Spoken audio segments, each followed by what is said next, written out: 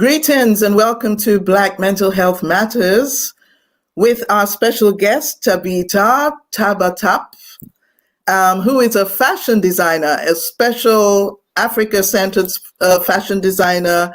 She is a passionate yoga teacher, and she's an artist and performer. And we're very glad to have you here. And yes, please introduce yourself and tell us who you are. Thank you, Latoya. Yeah, my name is Tabitha. My fashion label name is Tabatap. Yeah, I'm 39 years old, almost 40. I'm a mother of 4 and I would say all-round artist and Kemetic Yoga teacher, practitioner. And I started creating quite early in my childhood. I started creating clothes and to wear my own clothes, which was always very important. Yeah, Sista Oloruntoyin. And yes, and the mental health and health all over has always been very important for me, be it in the field of like clothing or in association with movement. I used to dance a lot, and then later Kinetic Yoga came to the addition. Yeah, and I will share some of my experiences and yeah.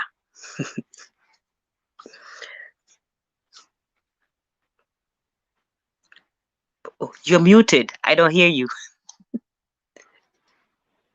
Thank you. Okay, and of course, we give thanks to Global Pan-Africanism Network. We give thanks to Tuna Kechi TV for hosting us. And we're streaming live on Facebook, YouTube, and also LinkedIn. Great. Sister Tabitha, what exactly is Kemetic Yoga, for example? Okay, Kinetic Yoga. There's a lot to say about it. Let me start. Okay. It's the ancient African system of yoga, enlightenment, based upon the practices of physical movements combined with controlled deep breathing and meditation. So that's the main thing. The main part I learned and I practice and always try to give to the students is that your breath is essential. You know, without breath, we wouldn't live, couldn't sustain on this earth. So breath is the number one thing that we need to be living on this earth, in this physical vessel. So, and also I think in times like these, it's very important to come back to this aspect. Yes, it's a healing and regenerative system, yoga system from Egypt that is characterized by a series of postures that create alignment of the spinal column and corrects defects in the skeletal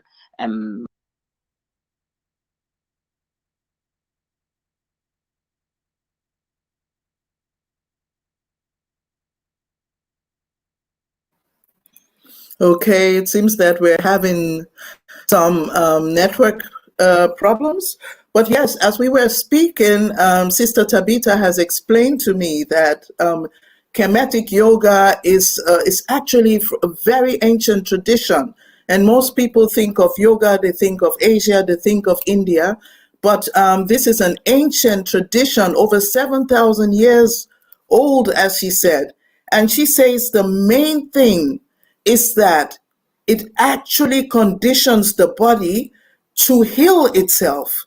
So whereas you're having certain forms of yoga where there are postures which eventually might lead to injury because of the misalignments, these postures in the Kemetic Yoga, they are specially created to align the spinal column in such a way activate our nervous system, work with that connection, body, mind, spirit, activates the life force in such a way that the body actually heals itself. Exactly. Okay. Yeah, right. Sorry, I don't know the connection. Yes. But we are doing it. We're going to make the best out of it. Yes. And I guess thank you so much.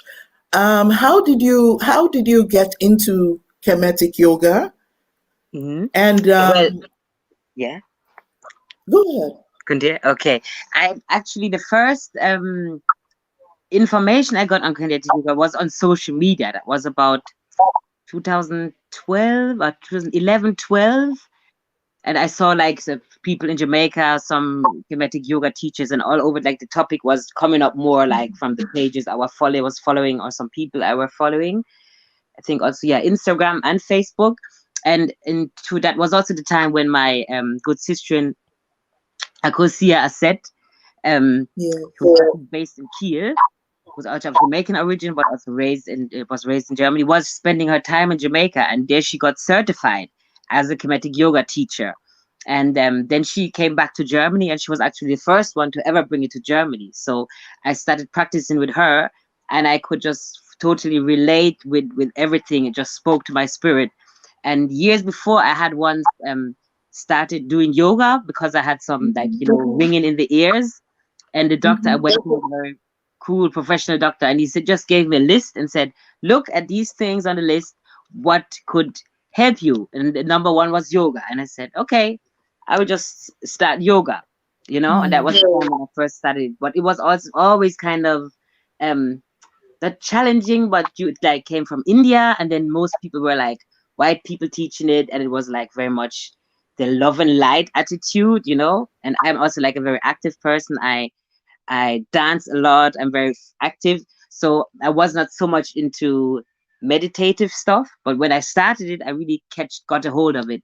And I got into Kemetic spirituality, and then came the Kemetic Yoga. So it just went, like a flow into, I just say the ancestors brought me there. And then once Akosia started her first workshop, I was just it was head over heels for me, because I could relate with everything, and it was like, like awakening the god or goddess within you, and also to understand that we are not separate from God or nature, and like also how all the Neteru, the Kemetic gods, which are not really gods, which are energy, life forces, are all within us and can all be activated, So that is how I first came into. So Akosia said you have to always give thanks to her for bringing this to Germany as the first one. And yes,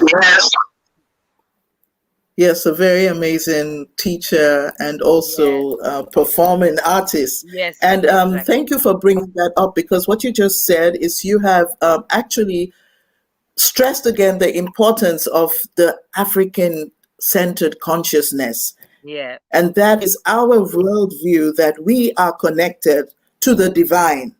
We're connected to nature. We are connected to each other. And it's very important to not just sit there and meditate without actually feeling this connection. Yeah, exactly. Because people just, some people maybe just meditate, and meditating is also not about like, because for some people, like I think a lot. So when I sit down and meditate, just close my eyes, and people be like, oh, don't think about nothing, not worried, There are times I can reach that, where you can just like be at full peace, but it's also like to let your the thoughts flow, and then of course you can always draw them back to where you want to go, but to fully like believe that you just have to be in stillness and don't think nothing is like not realistic, and also not what Kemetic Yoga teaches, So just to meditate is like to go within. So things will come up, and then you just let them go through you, and they will leave, just like emotions, so just but it's a way to be at peace without having to think, oh my god, my head needs to be empty, because that's like nearly impossible, like especially for a person like me. I'm an overthinker. So it's like to get the peace into your body, and not fretting about oh, I think too much, but the thoughts are there, and they will leave again, and you, after some time, you will understand, oh, there's like, you get ideas, even like during practicing Kemetic Yoga, I had some great ideas all of a sudden just come in, creative ideas, which I maybe could have in sleep or in dream, So it's like it activates different things within you. And I think, and some people, they were more versed in meditation, they start to see like maybe symbols and spirals and so it's very interesting. And I think everybody should try it, just start with 2 to 5 minutes. And don't worry about what you're thinking. Just try to get to a peaceful state with yourself, and then just connect to the breath. Yeah, that's a good thing also. If you feel like drifting away, just connect to the breath. Just inhale and exhale, you know? So maybe that's the basic thing to start with first. Just sit The breath. and feel your breath, you know? The breath. Yeah. Thank you. Thank you. And I'm very happy to hear that you actually experienced that within yourself, that you had tinnitus, and you actually were able to get rid of it. You were actually able to heal through the practice of Kemetic Yoga. And the point you made is also very important, that you said it's not about pushing the thoughts away, but actually one can let the thoughts come, let them watch them pass by, but not grab onto them. Yeah, exactly. Just like with the emotions that we have, you know, it's nothing bad to have emotions and to sometimes act on them, but be aware they come and they go, you know, and sometimes you have these emotions and just sometimes we need to just lean into them. Just you don't maybe not like it at the moment, but just lean into it, because it will go. Because if you constantly try to block them away, then all of a sudden they all pop out, and that's how like things escalate. Or some people, you know, or even if I sometimes think about like how black men sometimes are thought not to be emotional, and then they hide everything, and all of a sudden everything comes out, you know, and everybody's like, oh, why are they behaving like that? Yes, but it's because society is telling you, don't be emotional, don't show this, don't show that, and then you boil up everything and just explodes, and people be like, oh, he's so aggressive or this, and you know. So, and I also think a lot of black men, like my teacher who certified me, Uncle Aku, who's actually of Jamaican and another, forgot the island, heritage, but based in America. He also said it helped him a lot with, you know, as a young man, he was very fiery and angry, you know. So it also can help you. I myself, I can be very fiery and, you know, enthusiastic, and, you know, I want to, you know, change things, and, you know, and sometimes also time to just calm down. You know, you have these emotions, this is good, but sometimes if you realize you're a very fiery person, very energetic, and sometimes you have too much, yoga can also cool you down, you know. So and I think especially like for black people and black men, it's really great to do it. But I know in the future it's happening more and more, doing it, practicing it. So this is just the beginning, although it's there for a long time now, for 30 plus years, Kemetic Yoga, but it's just, you know, starting. So we all can somehow somehow integrate it into our lives. Sista, Oloruntoyin, there she is. Yes, especially. Yeah, and thank you for what you explained. Sometimes I just put the camera on you so you can keep on talking. Okay. You know. Yeah, I wasn't sure. Nothing was wrong. Thank you so much for that. Thank you. And I like, especially, you know, we are living in a violent, Eurocentric world, having to face racism and all these things. And what do we do with the anger? That is the question, with so many experiences which we have, from microaggressions to actual racist brutality. And even if it's not happening to us personally, we witness all the time something happening to somebody we know or to our loved ones. So there is a lot of anger which we have. And it's good to know, thank you, that this is also a possibility to connect with the breath as a first step, which you said, and being at peace, which come up, knowing that they will pass, and being at peace with the emotions. Thank you so much.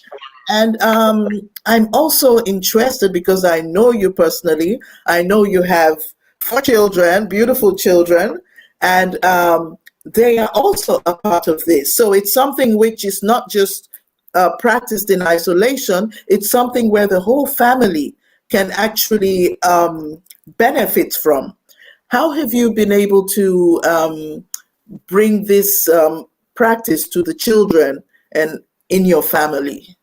Yeah, when I first set it up in 2013, that's now So also, it's over 7 years now when I started doing the first courses with Ecosia, and that time the kids were even smaller. Now I have 2 teenagers and 2 kids in primary school. So that time I brought them there, and of course, if the younger they are, they're easy. They will attach, very fast to what you show them, or learn from it and guide them. And I got a book from there for them also. I have it here. This is the story of Asar, Aset, and Hiru, for example. And and it's made for kids. It's made by Dr. Muata Ashby. He developed the system that I'm teaching. And this is also a good way to bring the topic closer to your kids, and because like Kemetic Yoga children are never too young. Children are not too young to learn about mental health and to learn how to regulate some of these difficult emotions. Exactly. And also they are also more connected to their body, I would say, than most adults. Even especially the smaller one, they can go into the bridge very easy, or certain movements or stretches. And then when you show them all with the elements in the connection, it's like, even if they get older and then they'll be like not so interested, but they still have this basics there that can help them, to understand you are divine. That's so important to teach them from early, that God is not outside of you or creation. It's all within you, and you're a part of it. So they will cherish themselves and see themselves as special, instead of you teaching them, oh, somebody will punish you if you don't do this, or if you don't behave a certain way, and also at the same time, because with the different energies, it shows, like, because it also says, like, everybody is ruled by different energy, just like with the Ifa or the Yoruba, you have a head or Ori or a certain gods that you are them, or like their energies are, how you call it, like stronger within you.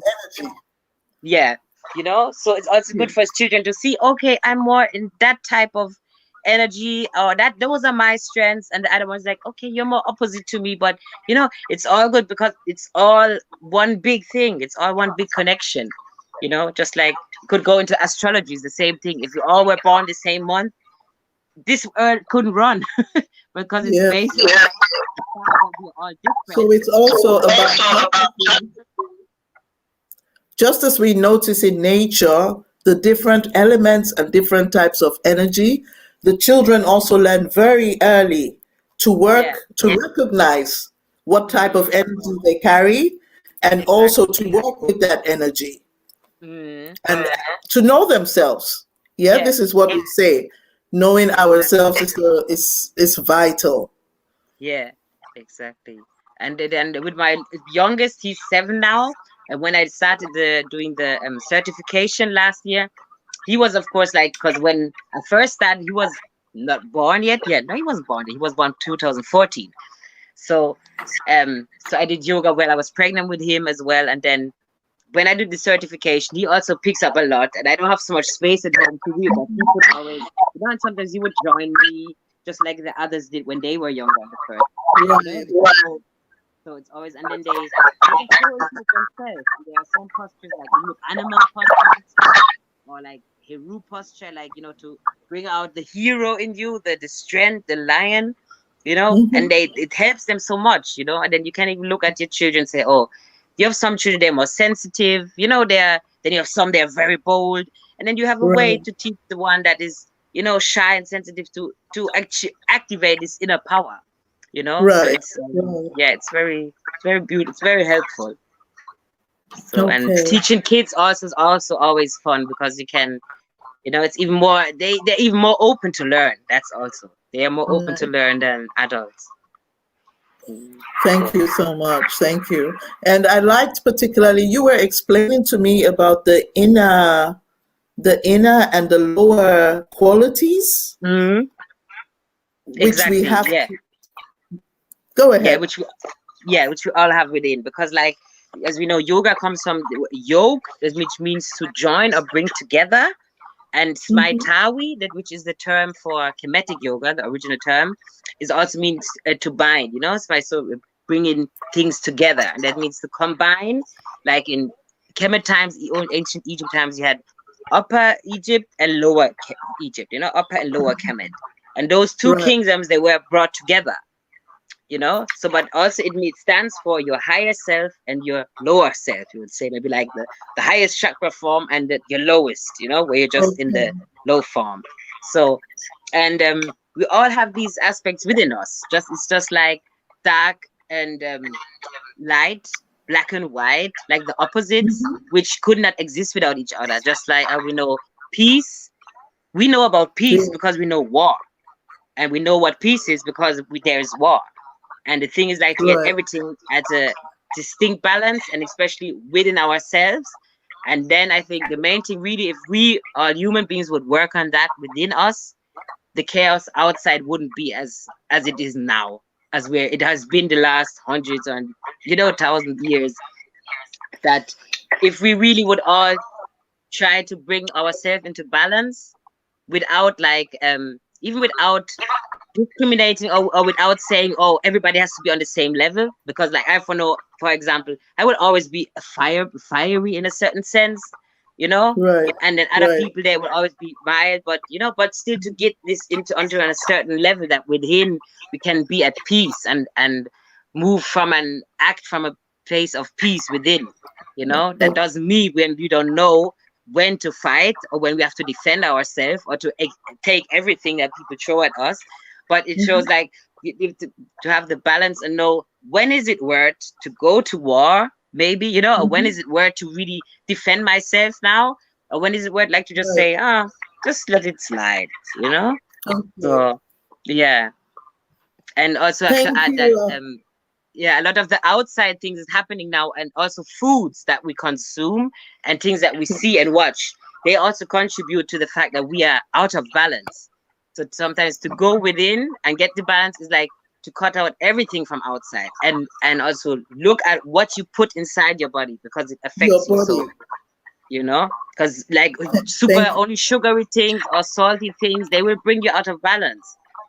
So just like we say pH balance with food.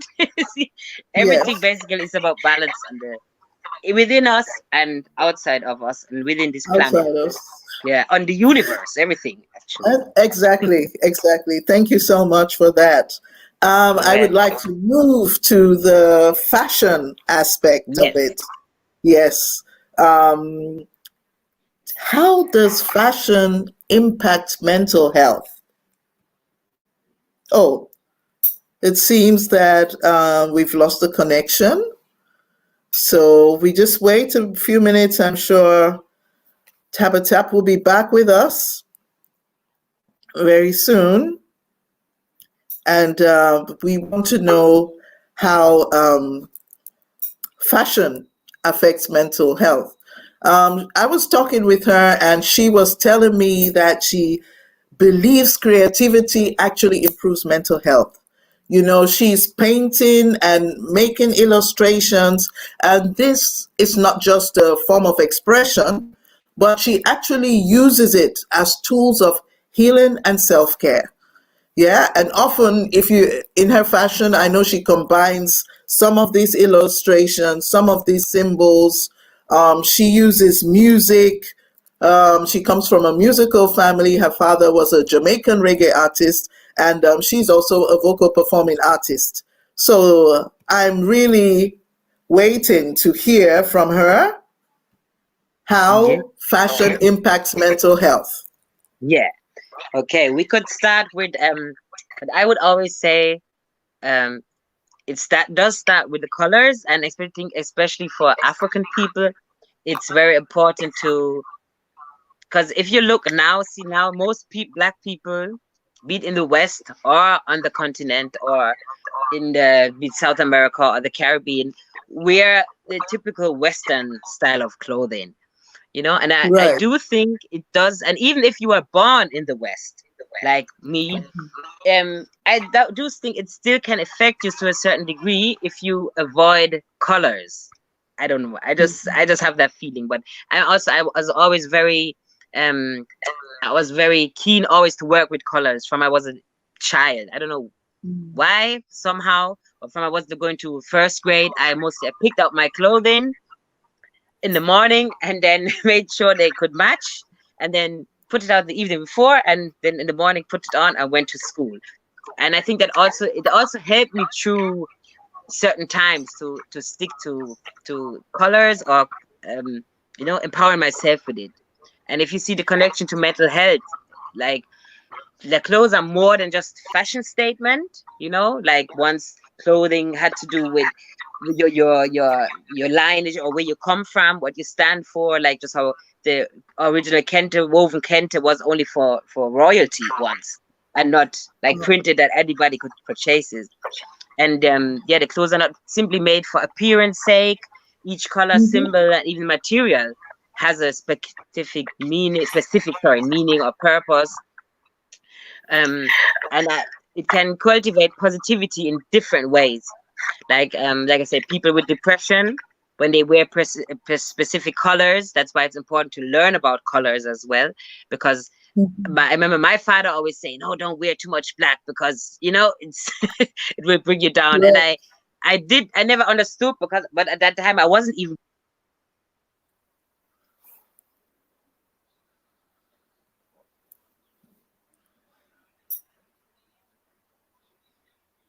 Okay, we're having network problems. Sister Tabatap was just explaining that fashion is much more, the clothes we wear is much more than a fashion statement. It affects our feelings, it affects our emotions, it affects our well-being. And she was pointing out that even like wearing a color like black can actually have an effect on the mood. And right? Yeah, exactly. Okay. And although I know people that love to wear black and mainly wear black, which is okay, but I realize for myself, if I wear it too much, I'm a color person. Like if I wear black one day, it's like, oh yeah, that's cool, but another day I realize, today I need my purple to uplift my crown energy, for example. Yeah. Or like in Kemetic Yoga, also you have like each god or energy has a specific color. So on Friday, it could be Heteru, the goddess of love and prosperity.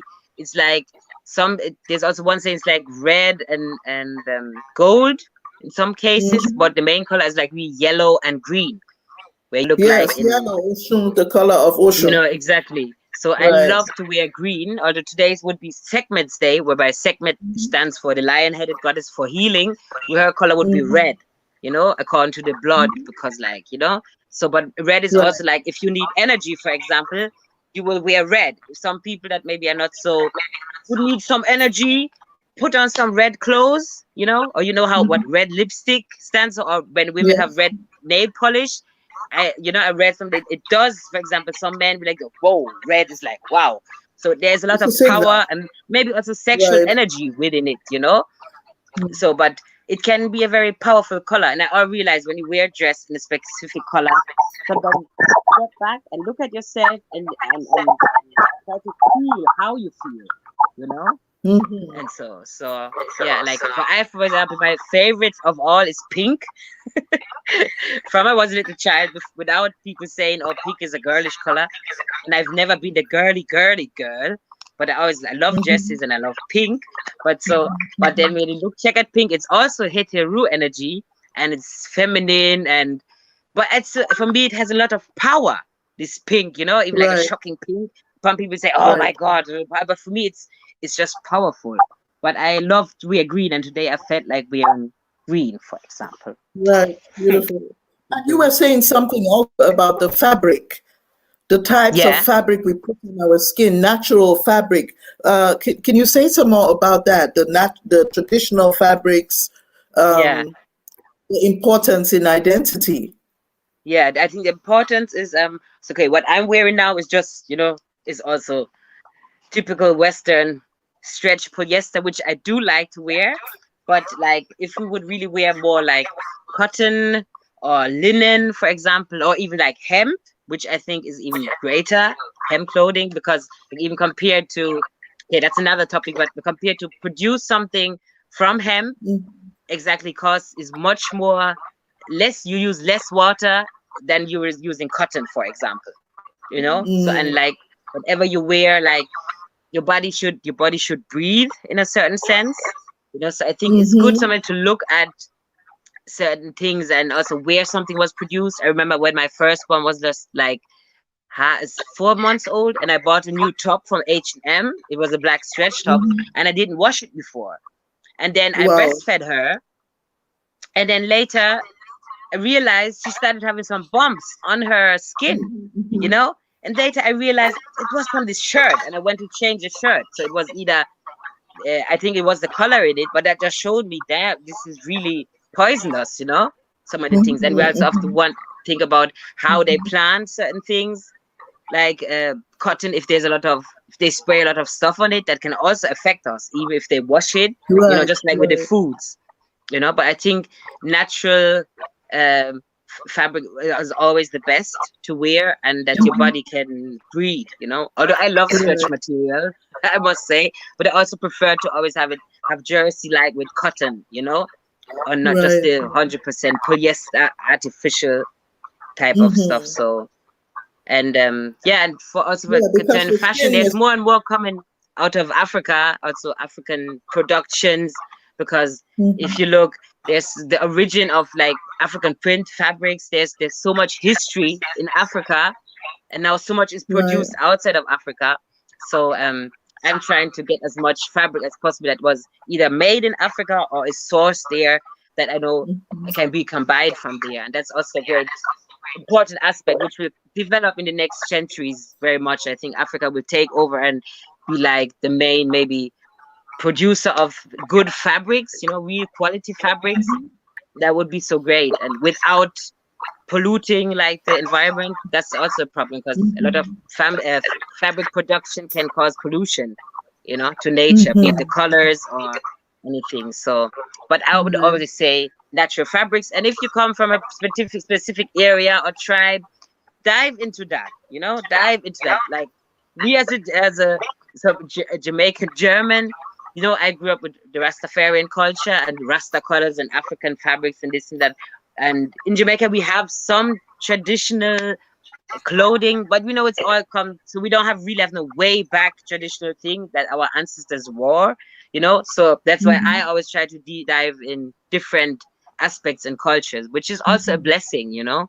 But I think when you also come from a specific tribe, it's also great to dive deeper in that aspect or that part of your culture and learn about it. What is traditionally worn? Is it really traditional, or when was it brought, you know, or which European influences came into it? Also, that's no problem still, you know, like, because if you look at the Nama and Herero, for example, their attire, which is also influenced by European fashion, you know, but they made it themselves. So I think, yeah, the cultural expression is just very important. So, and yeah, and if you come from Kenya, dive into what's made in Kenya. If you're from Ghana, Ghana, Nigeria. That doesn't mean you can't wear the other stuff, but you know, find out what your own roots first and then go deeper. So yeah. Yes, exactly. And I remember, just to clarify, yes, when we were talking about that, as Pan-Africanists, of course, you can wear whatever from whatever ethnic group. But you were explaining how important it is to know yourself, which means also knowing your family, knowing your family history, knowing the ethnic group which flows through your veins. No, because this helps you in knowing yourself, and does have an effect on the mental health. You said knowing who your ancestors are and honoring them, and exactly. Maybe move into art, because I know you have you paint, you illustrate, you use African symbols, you use our ancestors, our leaders, our ancestral people who we honor, also in your fashion. How do you get the inspiration for this creativity, and what effects does that have on your mental health? This form of creativity, painting and healing, and illustrating. Yeah. Well, it does. I would say I always like to paint and draw, and then when I started studying fashion design, we also had like to do fashion illustrations and figurines to draw, and the thing was, or the funny thing was also, everybody was basically, you could see somebody join as figurine or illustration. It was always like a reflection of themselves within the face or the figure or something.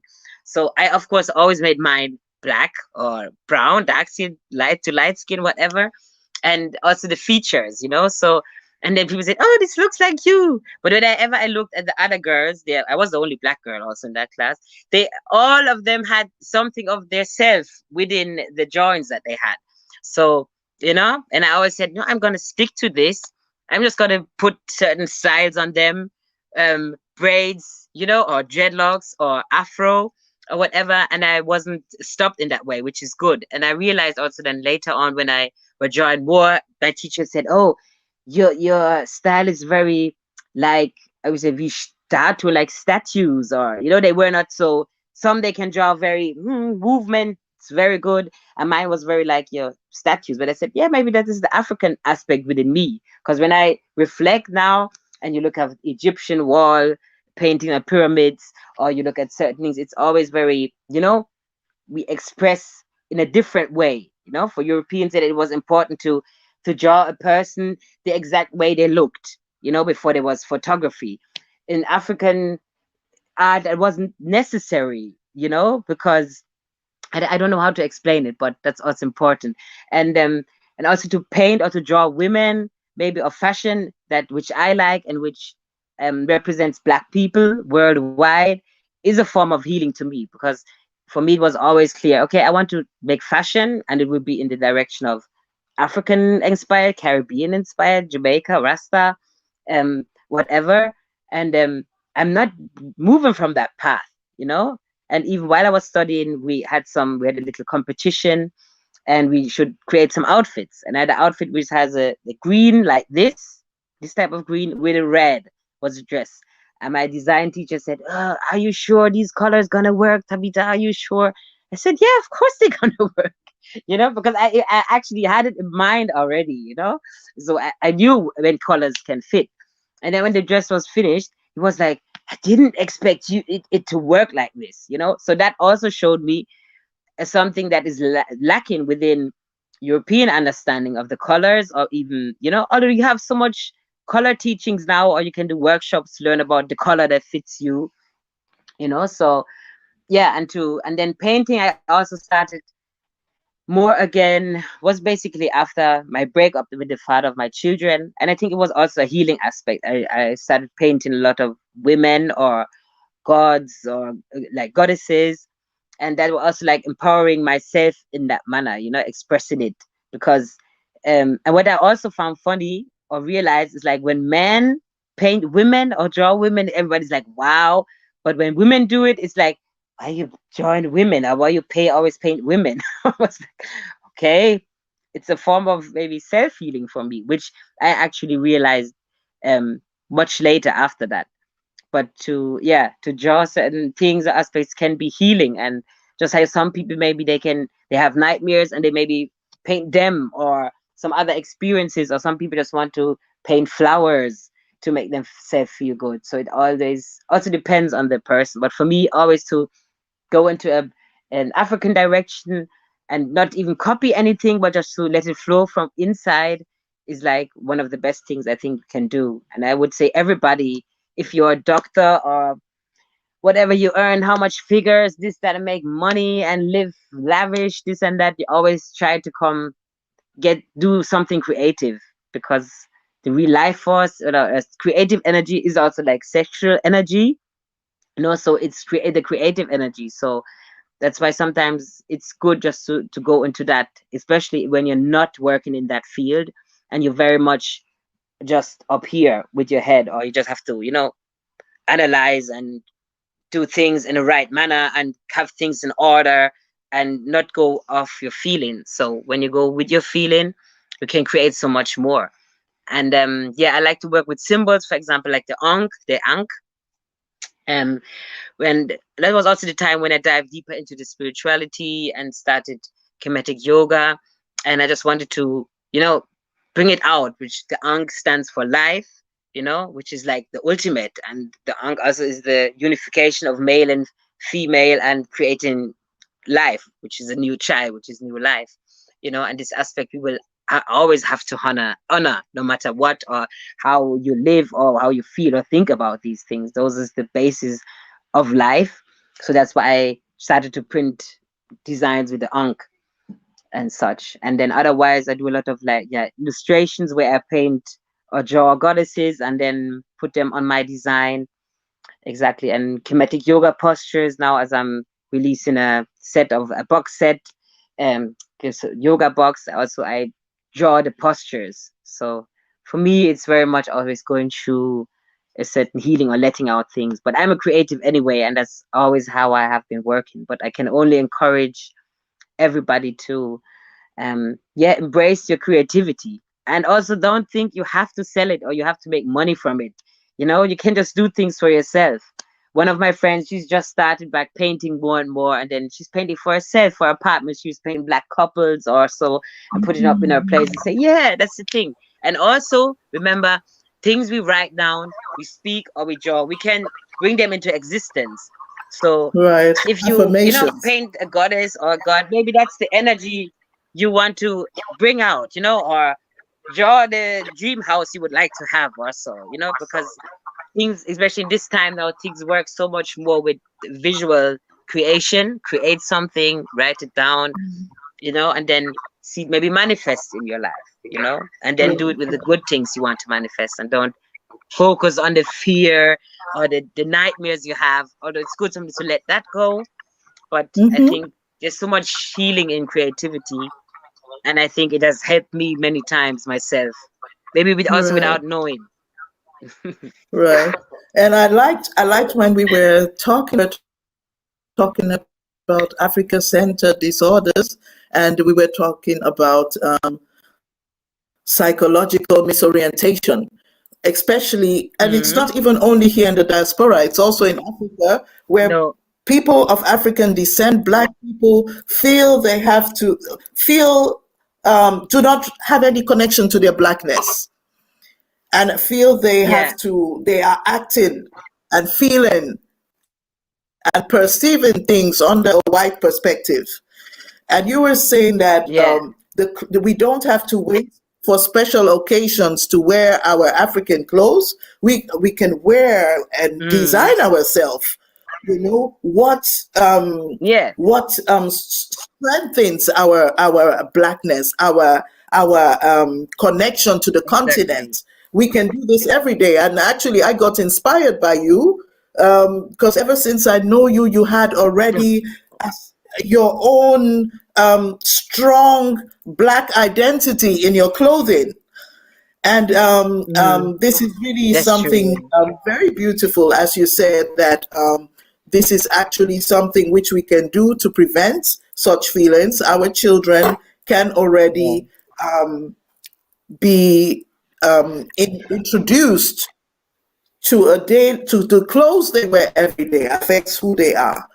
And this is so important. You said that when we wear our clothes, not only as individuals, but also as we see ourselves clothed in our own manifestation, that this already does some form of healing.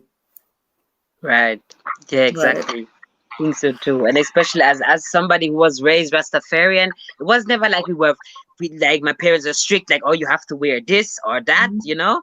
And I maybe dress more like African centered than my siblings, or maybe because I'm the eldest or so, but it depends, and I'm the one who creates clothing, you know. But at the end of the day, it's still like certain things. And then when I was a teenager, I started to Lauryn Hill and Erykah Badu came along, and they were like women I could relate to, because like, okay, I had locks and I was sometimes wrapping my hair, and then these two beautiful Black women, their top stars, did that. And for me, it was like, thank you, you know. So although later I found out Erykah Badu's dreadlocks weren't real, which really hurt me when I found out. Yeah, thank you for bringing up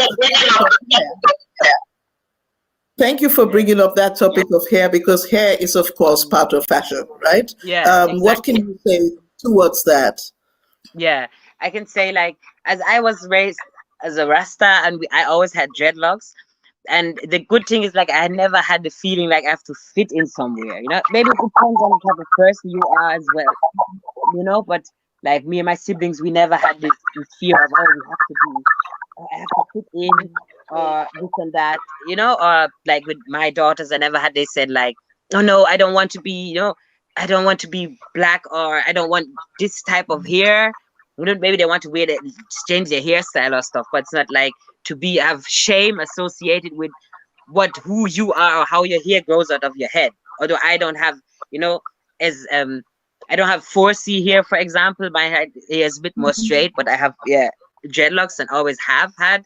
And of course, people were making jokes. Some kids were making jokes, but other people found it cool, you know. But I always stood for myself and said, "So, nah, that's me, and I'm unique, and that's good." But I also give thanks to my parents and the way I was brought up, that I always was embedded with this confidence. But I think here Right. is like really the number one, and especially in Germany, is like it's just at the beginning, you know. For me, it's not a big topic, the topic of hair, but for many others, it is. Like even for It like a lot is. of continental Africans, like they grow up, or even in Jamaica, a lot of people they grow up with not loving their hair, or they've been taught, oh, your hair is too nappy, or you can't do nothing with this hair, or you know what is this, you know. And I'm saying, you don't see the strength you have in your hair, you know, there's a strength, and then look at other people's hair, which is just down, and we say it's more beautiful, and basically you can't do nothing with it, you know. I don't tell Right. people what to do with their hair or their body, but some of it we can really say. I know some women, they love to switch their hairstyles. That's okay too, you know. But if you're constantly hiding your hair, I don't really know how confident you are, you know, to be honest. Yeah. It depends, What that does to self-esteem. you know. So, but I think that's also, and then one of the first things that shows, that's the first thing they, besides the skin color, that, you know, the colonizers are trying to put us down with, what type of hair is this, you Right. know. When you see all the Right. hairstyles we do, you can't do that with white hair. Yes, they all run now, want to get their hair like this and that, and that we should also look at. Look at what comes from us, and other people want it. Even Japanese Right. people, there's a big scene of that dancehall scene in Japan, and Japanese in Jamaica, walking the up and down, going into the the townships, like the ghettos, Kingston, and going to the dances. Then you have their big culture, Japan dancehall culture, and they want to do everything like Jamaican people, but they, you know, even with a certain respect, or if we say, oh, they copy it, you know. So sometimes we have to look at the others and say, look, but they, and then people always say, oh yeah, but you always want something but you don't have, you know, like this in German, and so, was man will immer das Right. haben, was man nicht hat, which I don't agree with, because a lot of No. things I don't want, but you know, I don't want everything somebody else has, or because I have Right. curly hair, I don't want straight hair. You know, this is also something I don't follow. Or I'm like, some of these things we have to be careful sometimes. Some things people say or this and that. It's normal. Right. What you don't know, you will be interested in it. Just like white people, of Right. course, when they see dreadlocks and they've never seen it before, they want to grab into it. Is it right? No. Tell them to stop it. Yes. You know. But at the end of the day, look at the blessing you have. And then, of course, some white women, they go somewhere. Some black kids be like, oh, you know, I combed my mom's hair, for example, because it was fun. But I never thought, oh, I want to have these type of hair. You know. So Right. it's a big topic, and then it's You a know, sensitive topic. it is a sensitive topic. I just It noticed is. there are a lot of comments here, so I would like to share some of these comments Oh, with you. Greetings. uh-oh. We have, so here we have Olamide sending you hearts and love. Thank We you, have, Olamide. we have also Superman Kicking ass. Kickinas, who is saying he's going to try Kemetic Yoga and Yes, says thank you so much for explaining what that is. you're welcome. Yes, try We have, today. I will also soon be yes, offering online classes. My sister in Akosia has said she's offering online classes. So, yeah. great. We have India Angie, who says love your name. We have Arif Hassan from Liberia. Mhm. We have thank you, thanks from Everett Phillips says, good day, blessings to all queens in the room. We have Akinseye also saying thank you. Then we have India is talking about an emotional detached dad. So I think this he was pointing out to what you talked about, how through the Kemetic Yoga, the meditation, the breathing, and we connect to our emotions and accept them and allow these emotions to be without fighting them. So this is what he was saying. This could be something which could benefit a dad who is detached from his emotions, like you were describing. Exactly. We have here Patrick Bay. Patrick Bold, Jamaica and from Jamaica. Yes, bold. And we have here Dr. David Nabaore watching us live from Ghana. Greetings, brother. Greetings, Dr. David Nabaore. From Philadelphia, we have Akinseye. Greetings to you, brother. Thank you for tuning in.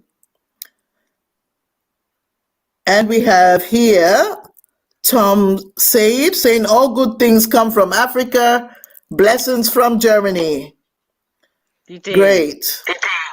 Greetings. This is a bit longer. I cannot. Talking about somebody, this is Milkia Gebiana, talking about the problems we have, financial problems, and the resources which are not given a priority, so yes, there are these issues, but yes, we try to, with Kemetic Yoga, will not solve all problems, but we start with ourselves. Yeah, because as you were saying, yes, it is a matter, in some ways you could say we are at war, and this is why self-care is so important. Exactly. Then we have, again, did you explain the difference between what Kemetic Yoga and regular yoga is? Yes, you did. Maybe you can do it again later. We have Vashti from Brooklyn. Greetings. And we have somebody who's also agreeing and saying colors do help mental health and moods. I learned that in college. Yeah. So red is a greedy color. Somebody's laughing. And of course, she's saying Shango loves red, which is very true. The same energies would be the same war type. That war energy was same energy as Sekhmet, the lion-headed goddess, who's like the opposite of Heteru. Like is Heteru in her raging form. So again, some text and greetings from Ricardo Bradford. Yvette Phillips says we must celebrate ourselves as African women. Yes. And here we have Adamo Ahmed Steve. African design in terms of fashion is unique, but leaving our own and replacing it with that of Western world is out of place. And that is what we're seeing these days. I believe we should stick to what we have here in Africa because it is a whole world of civilization, of fashion put together. It is an amazing world of fashion and colors. Thank you so much for that. Adamu Ahmed Steve, we totally agree with you. So we go on and see, here's somebody who says, I'm proud to be with you here. Thank you. And saying also good things, by the way, I need this education for anywhere. So this is fantastic. we put together. I felt that this would not be complete without showing a little of what you do. So we put together a very short clip, and yes, we could look at it now and maybe yes share with our audience.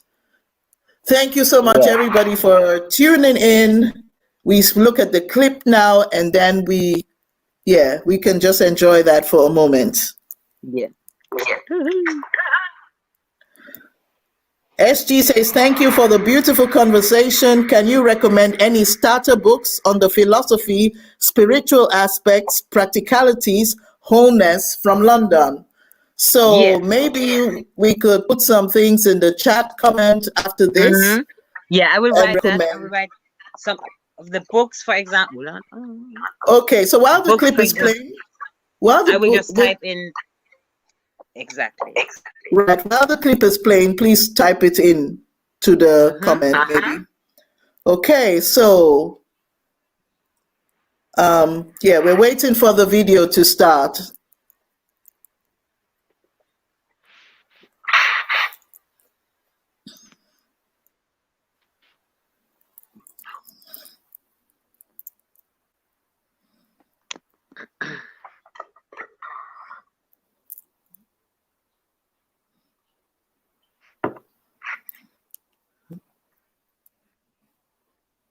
He played it before. Oh, time is up. And they kicked us out? I'm not sure. Should I still type? For me, it shows live. Okay. For me too, yeah. Mine too. I continue to type it then.